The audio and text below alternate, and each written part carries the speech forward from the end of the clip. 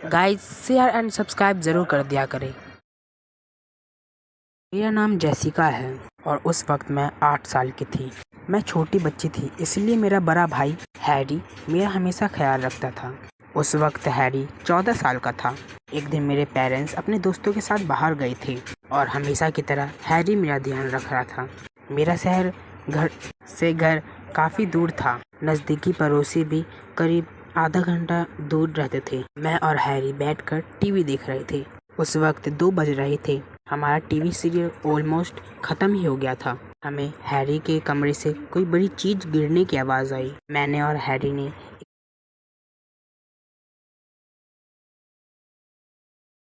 दूसरे को देखा। हम घबरा गए थे। तभी मेरा भाई हैरी धीरे से उठा और किचन से चाकू उठा लाया और मुझे अपने पीछे आने को बोलकर आगे जाने लगा। कोई बड़ी परेशानी भी हो सकती थी, इसलिए वो मुझे अकेला नहीं छोड़ना चाहता था। मेरा भाई बहुत बहादुर लड़का था। वो जल्दी किसी चीज से डरता नहीं था। मैंने अपने बड़े भाई का हाथ पकड़ा और सीढ़ियों पर उसके पीछे चलने लगी। ऊपर जाकर हैरी रुक गया। उसके मन में डर और माथे पे पसीने उभर आई थी। मैंने पीछे से ही पूछा कि क्या बात है। मेरे भाई ने धीरे से बोला कि घर के फ़ोन से 911 पे डायल करो और पुलिस को हमारा लोकेशन बताओ। मैं उसकी बातों को समझ नहीं पा रही थी, इसलिए मैं आगे बढ़कर देखने लगी और मैंने देखा कि कॉरिडोर में एक आदमी खड़ा था कि लंबाई करीब 6.5 फुट की थी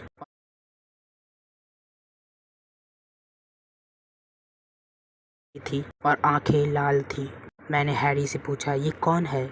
मेरे भाई ने बोला, पता नहीं।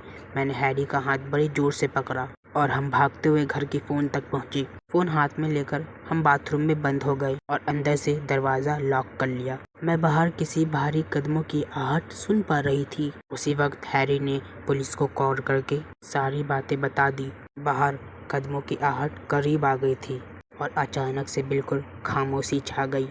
मैंने अपने कान दरवाजे से लगाए, आवाज़ सुनने की कोशिश करने लगी। तभी दरवाज़ा ज़ोर से नॉक किया गया।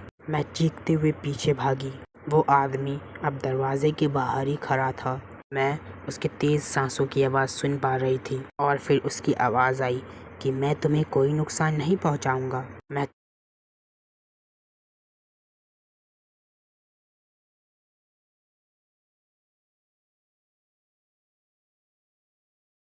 मैं तुम्हें चॉकलेट दूंगा। बदले में मेरे भाई ने जवाब दिया कि हमें तुम्हारी चॉकलेट नहीं चाहिए। मेरे भाई के जवाब से वो गुस्सा हो गया और दरवाजे की लॉक खोलने की कोशिश करने लगा और साथ ही जोर जोर से लगातार दरवाज़ा पीटने लगा। मैं और हैरी बाथरूम की खिड़की के पास आए और हमने खिड़की से बाहर कूदने का फैसला किया।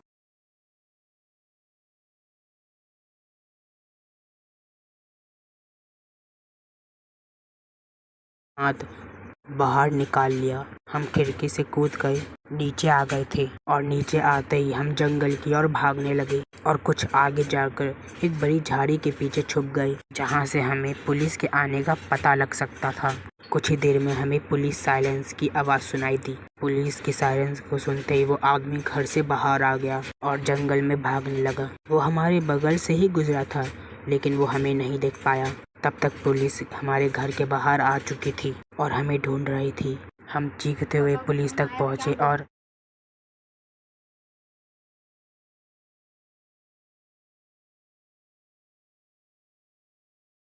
बताया कि वो आदमी इन्हीं जंगलों में गया है। पुलिस उसे सर्च करने लगी और कुछ ही देर में वो उन्हें मिल गया। मैंने इतना सुकून कभी महसूस नहीं किया था। हम पुलिस के साथ घर के बाहर ही बैठे रहे जब तक हमारे पेरेंट्स नहीं आ गए। 2 दिन बाद हमें पता चला उस आदमी ने हमारे पड़ोसियों को भी मार दिया है और वो एक सीरियल किलर था। उसके अगले टारगेट हम थे। मैं अब 18 साल की हूँ और उस घटना से अभी भी डरी हुई हूँ। अब मेरे पेरेंट्स भी वो शहर छोड़ चुके हैं।